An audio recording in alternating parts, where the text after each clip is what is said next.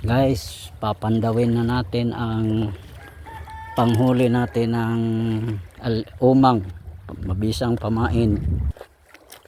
Ayan, isa sa mabisang pamain namin dito.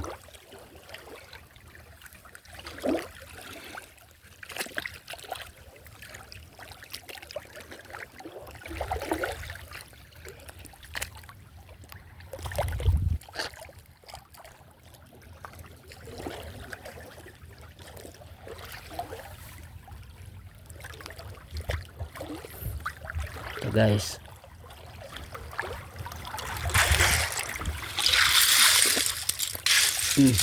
daming umang guys. Yan.